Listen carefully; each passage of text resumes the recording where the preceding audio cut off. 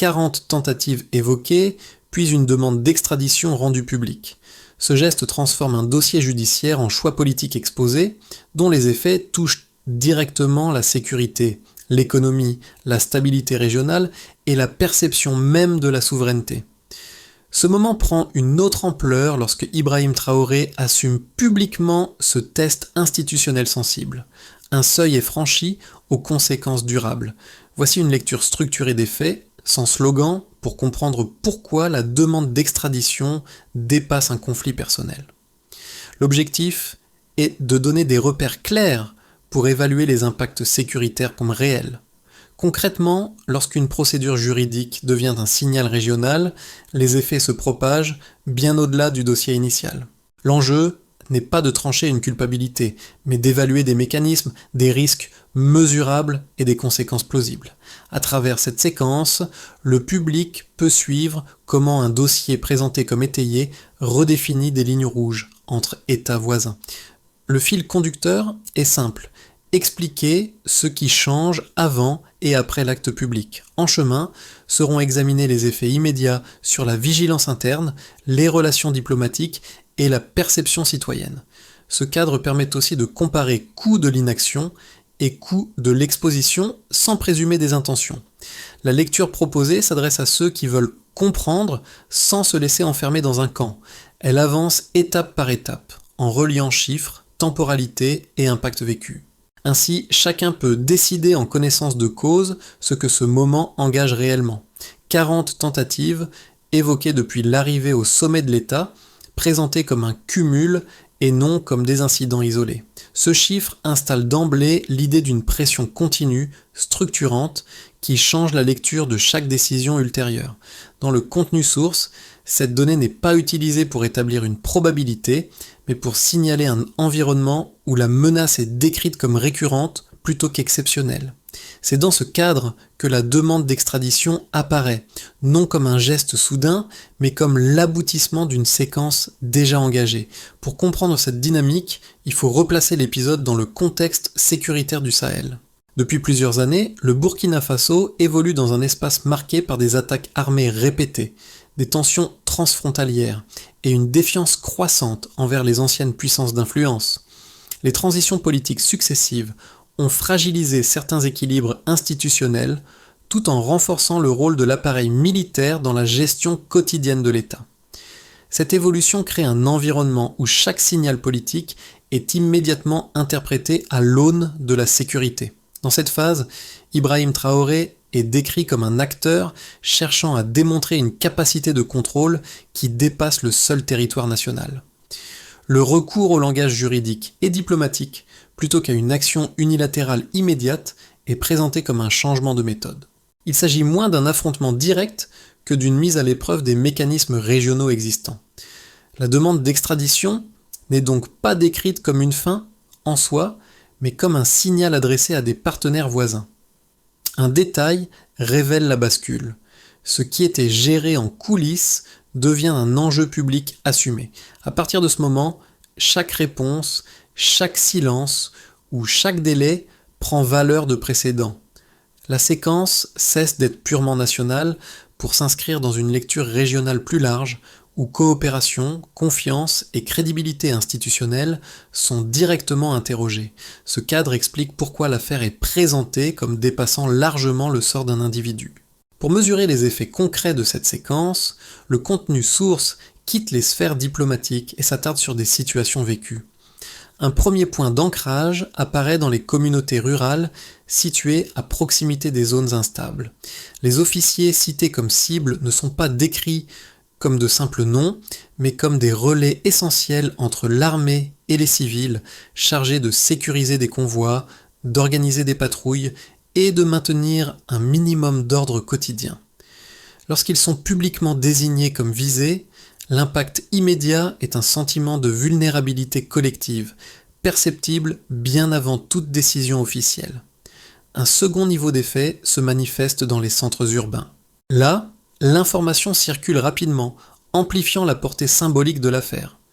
La diffusion de l'existence d'un complot présumé n'entraîne pas de panique ouverte, mais alimente une vigilance accrue.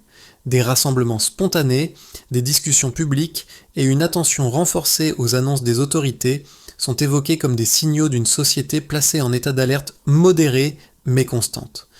Dans ce contexte, Ibrahim Traoré n'est pas perçu comme un dirigeant lointain, mais comme un point de référence autour duquel se cristallisent attentes et inquiétudes. L'impact précoce le plus marquant réside toutefois dans cette translation du registre. Un dossier juridique devient un enjeu vécu, capable de modifier des comportements avant même toute issue formelle. La sécurité cesse d'être abstraite pour être personnalisée, associée à des individus identifiés et à des territoires pédilumes précis. Le sens immédiat est clair. Lorsque la menace est nommée publiquement, chaque signal politique compte dès maintenant. La séquence décrite dans le contenu source s'ouvre par une phase d'activation progressive, faite de signaux fragmentés mais persistants. Avant toute décision formelle, il est question d'alertes sécuritaires répétées, de soupçons autour de réseaux de soutien extérieur et de mouvements présentés comme coordonnés. Cette période n'est pas celle de l'action publique assumée, mais celle d'une attente sous tension, où le risque est perçu comme réel sans encore justifier une rupture diplomatique ouverte. Les éléments s'accumulent, nourrissant un climat où l'inaction commence à être interprétée comme un pari risqué plutôt que comme une prudence maîtrisée. Le basculement intervient lorsque les services de sécurité affirment disposer d'éléments jugés suffisants pour relier un ancien responsable en exil à un projet violent structuré. Dans la narration, ce moment marque le passage du conditionnel à l'affirmatif.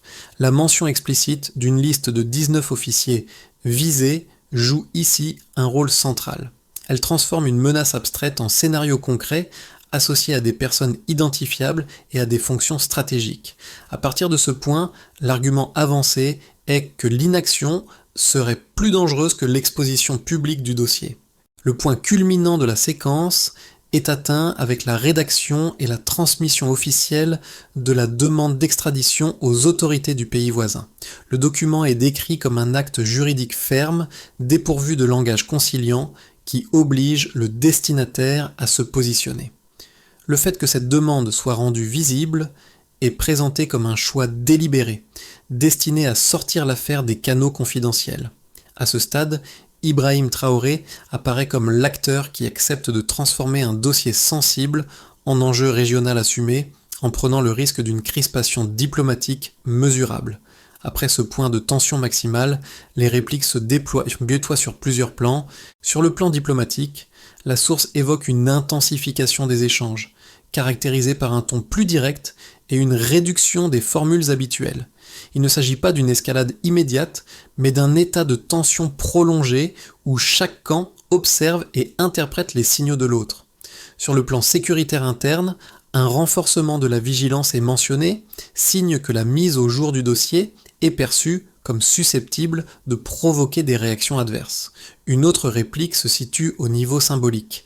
La demande d'extradition est présentée comme une ligne de démarcation claire, soit les mécanismes de coopération régionale sont activés et mis à l'épreuve, soit un précédent de contournement s'installe durablement. Dans cette lecture, l'initiative portée par Ibrahim Traoré dépasse la recherche de responsabilité individuelle.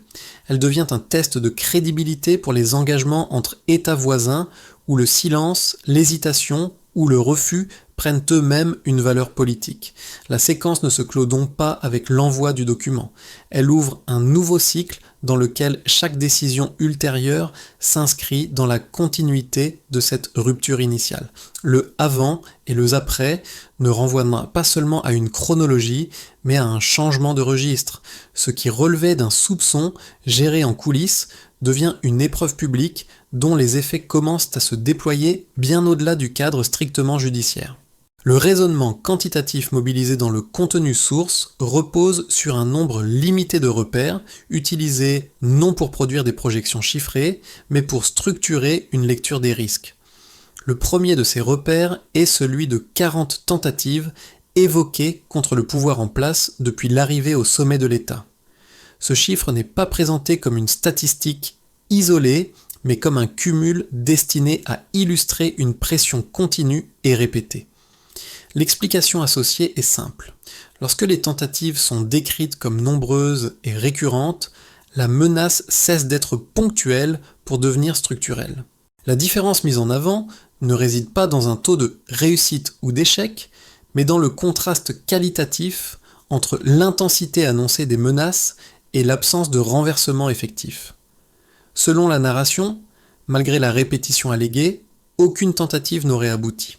Ce décalage est utilisé pour soutenir l'idée d'un appareil sécuritaire présenté comme plus vigilant et plus cohérent qu'auparavant, sans entrer dans des détails opérationnels vérifiables.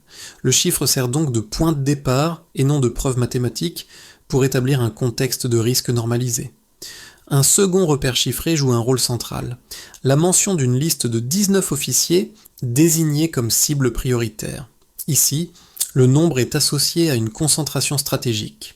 Il ne s'agit pas de personnes choisies au hasard, mais de profils décrits comme occupant des fonctions clés dans l'architecture sécuritaire nationale.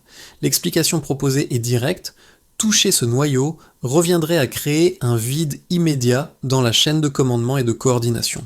Le chiffre matérialise ainsi la gravité potentielle de la menace, en la reliant à des rôles précis plutôt qu'à une abstraction. La différence avant et après la divulgation de cette liste est également soulignée. Avant, ces officiers sont décrits comme opérant dans une relative discrétion.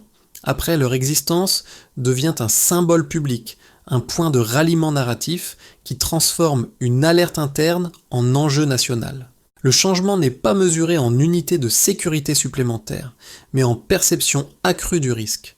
Le chiffre fonctionne ici comme un catalyseur de visibilité, amplifiant l'impact politique et social du dossier.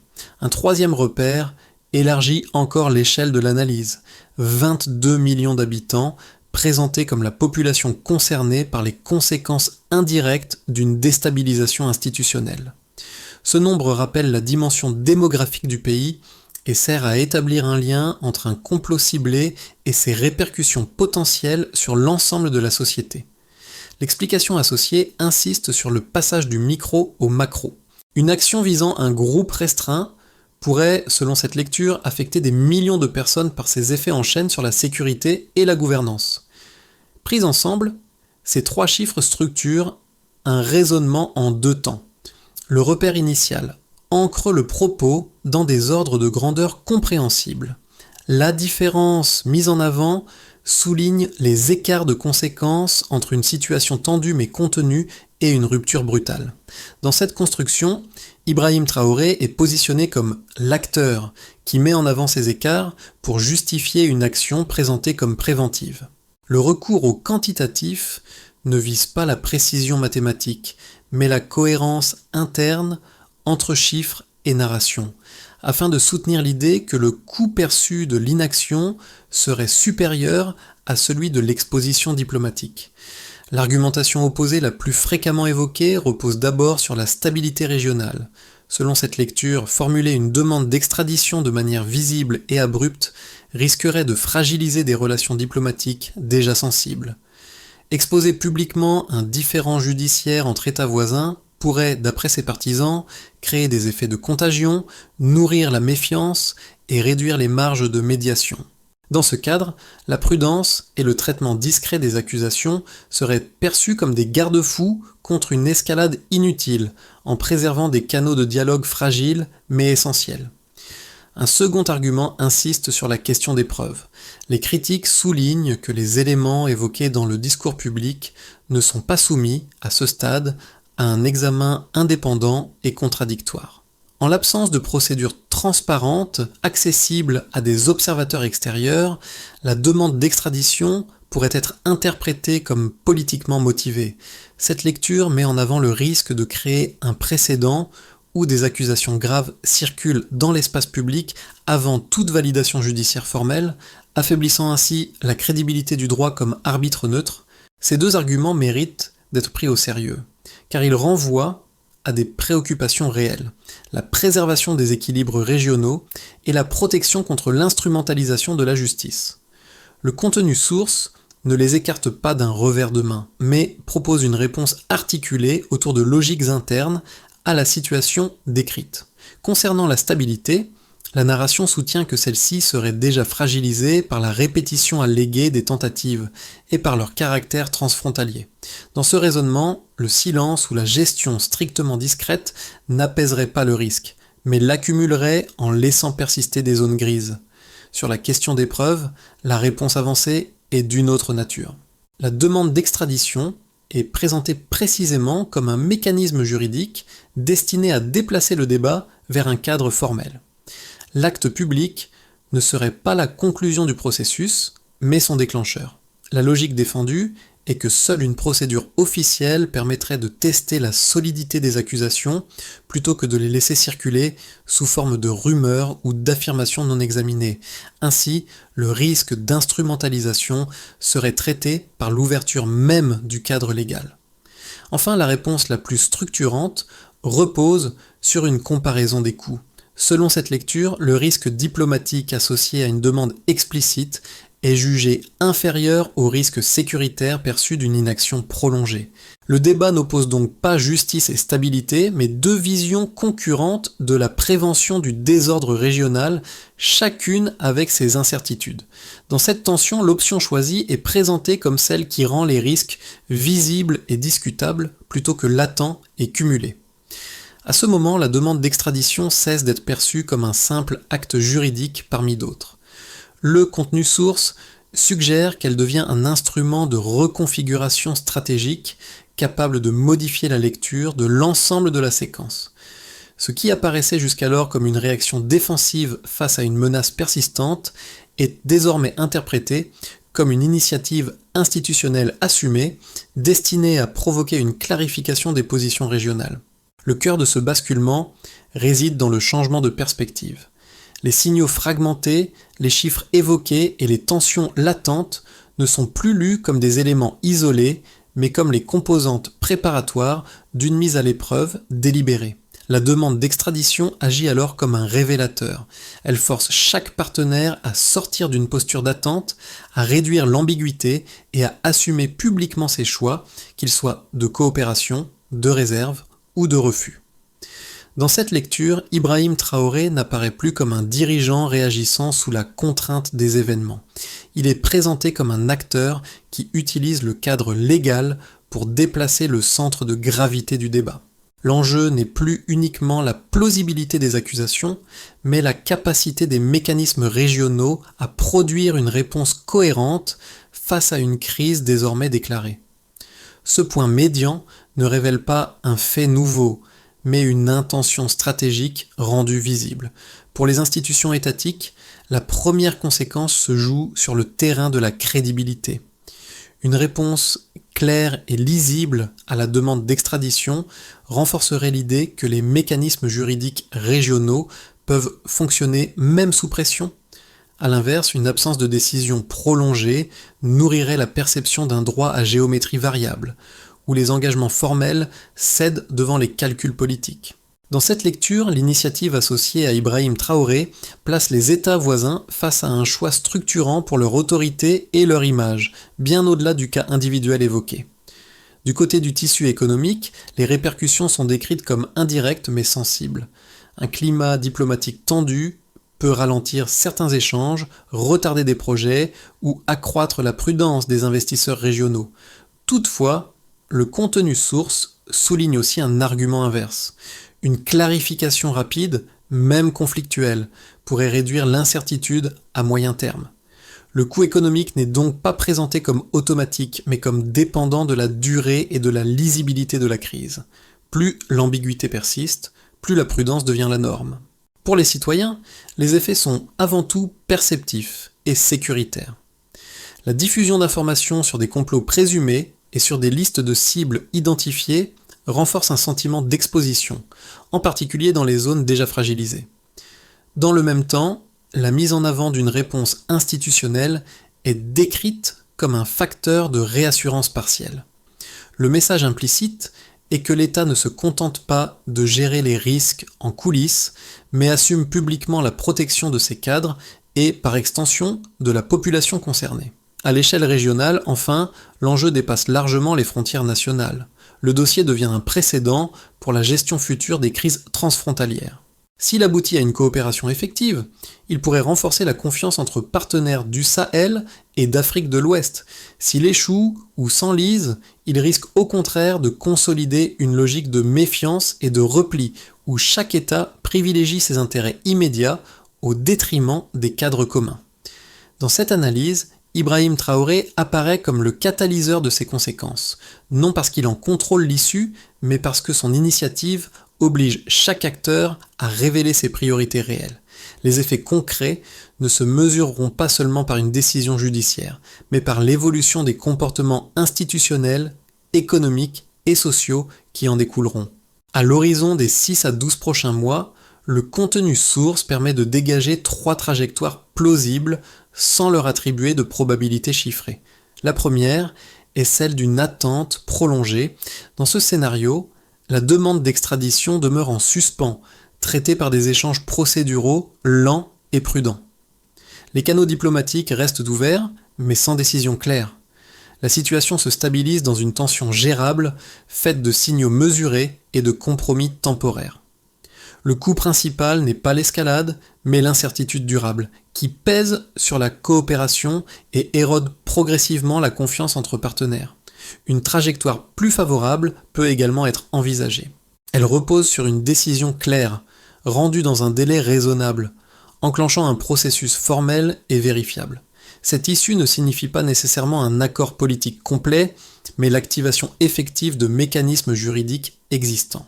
Le bénéfice principal serait la réduction de l'ambiguïté. En rendant le calendrier et les règles du jeu lisibles, cette option envoie un signal de prévisibilité aux partenaires régionaux, aux acteurs économiques et aux institutions de sécurité. À moyen terme, la clarification pourrait renforcer les cadres de coopération et diminuer les incitations aux actions clandestines, en réaffirmant la primauté des procédures sur les arrangements informels. Un troisième scénario, plus défavorable, apparaît toutefois comme un risque réel. Il correspond à un refus explicite ou à un enlisement prolongé, entraînant une polarisation accrue. Dans cette configuration, les échanges se durcissent, les mécanismes régionaux sont contournés et la crise se déplace vers des mesures de rétorsion symboliques ou pratiques. La gestion du risque devient alors plus coûteuse car chaque acteur anticipe des réactions adverses plutôt qu'une médiation collective. La méfiance s'installe comme norme, rendant toute coopération ultérieure plus difficile, même sur des dossiers non liés à l'affaire initiale. De ces 3 trajectoires se dégage une recommandation de méthode plutôt qu'une injonction. Si une décision est inévitable, alors sa lisibilité et son calendrier comptent autant que son contenu. L'enjeu n'est pas seulement l'issue juridique, mais la capacité des acteurs à réduire l'incertitude et à prévenir les malentendus qui nourrissent l'escalade. Dans cette perspective conditionnelle, le choix ne se mesure pas uniquement en termes de gains immédiats, mais en fonction de la prévisibilité qu'il offre sur la durée. Pour le public institutionnel, cette séquence agit d'abord comme un rappel des responsabilités organisationnelles. Les administrations et les forces de sécurité y lisent un signal sur la manière dont des crises transfrontalières peuvent ne se matérialiser sans préavis à partir de dossiers initialement traités en arrière-plan.